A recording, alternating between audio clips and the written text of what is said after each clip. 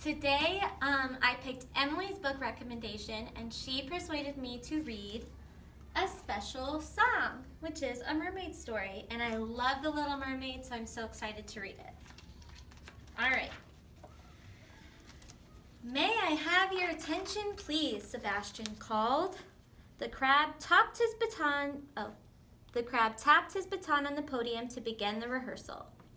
King Triton's birthday was in a couple days, and the court musicians were planning a special performance. Triton's daughter Ariel would sing while the orchestra played a brand new tune. Sebastian wanted the concert to be spectacular, but they still had a lot of work to do. The crab raised his baton and the musicians began to play. Beautiful music filled the sea until cling! Who did that? Sebastian demanded. I did, said a timid voice. Timid is one of our vocab words. Remember, shy.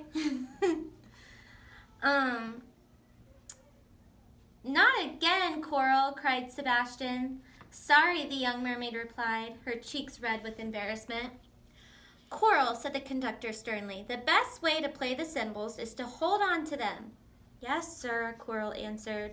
Now, if there are no more interruptions, Sebastian said grumpily, let's continue. The rehearsal went from bad to worse.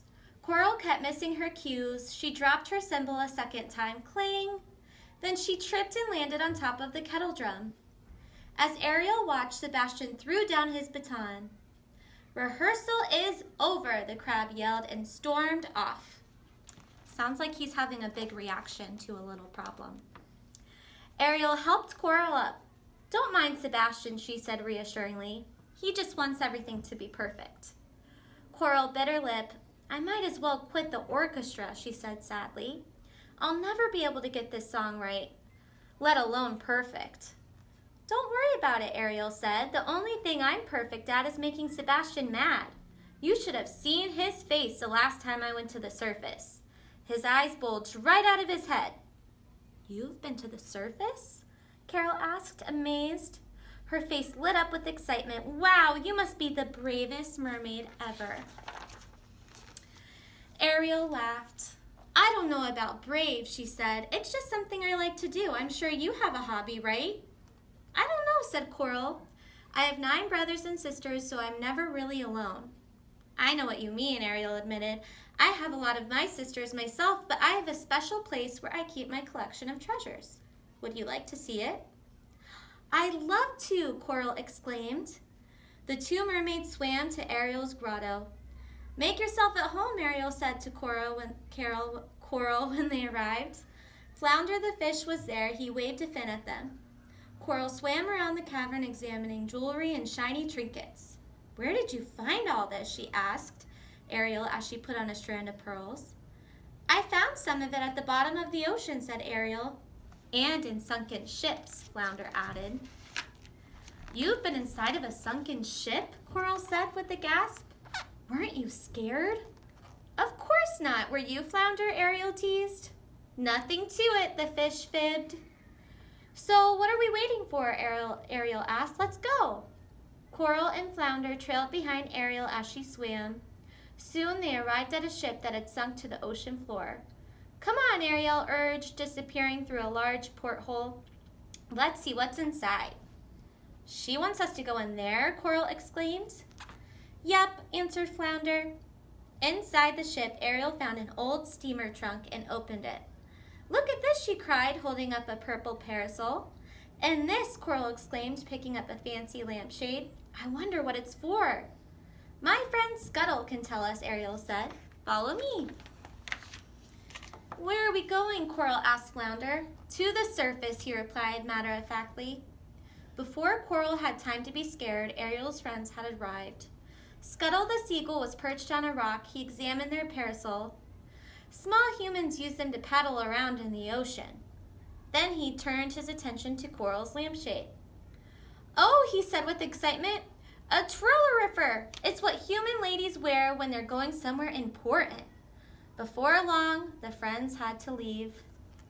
As they headed home, Coral asked Ariel if she could keep the twirlerifer at the grotto. It might get lost or broken at home, she explained. Of course, Ariel agreed. The grotto is my secret place and it can be yours too. A few days later, when Ariel swam to the grotto, she heard someone singing. The voice was strong and clear, but sweet too. When Ariel looked into the grotto, she saw her new friend Coral. Ariel cried, "I didn't know you could sing." "I can't," Coral said, "not like you." "Nonsense, you have a lovely voice," Ariel declared. "You should be singing in the concert, not playing the cymbals." The little blonde mermaid shrugged. "I just like singing to myself," she explained. "I've never actually performed." The next day at rehearsal, Sebastian made Ariel and the orchestra practice over and over again, but something always seemed to go wrong. "The big day is tomorrow," the crab fretted. "This concert must be fit for a king. King Triton, to be exact. Let's try it again." So they did, and the rehearsal went on and on. By the end of the afternoon, everyone was tired. "See you tomorrow," Ariel said. Her voice was raspy. On the day of the concert, Ariel could only whisper. She had lost her voice and went to tell Sebastian the news. "It's my fault," Sebastian moaned. "Yesterday's rehearsal was too long. Now who's going to sing the solo?" Ariel motioned for Sebastian to follow her. Then she led him to the grotto where Coral was singing. Sebastian asked the blonde mermaid to take Ariel's place. "Me?" Coral said. "But I can't." "You must," Sebastian insisted. "Otherwise, King Triton's birthday celebration will be ruined." "I can't sing in front of a crowd of mer people," Coral pleaded, "and certainly can't sing in front of King Triton." "Sure you can," Flounder said. Coral thought about how she had visited a sunken ship and gone to the surface, things she had never thought that she could do, all because of Ariel. Now her new friend was counting on her. "All right," Coral said slowly, "I'll do it." That night, when Coral peeked out from backstage, she nearly fainted. The entire kingdom was there, including her parents and all of her brothers and sisters. King Triton and Ariel sat in the royal box. When it was time, Coral took a deep breath and swam on stage. As the orchestra started playing, she sang softly. But as her confidence grew, Coral's voice got louder.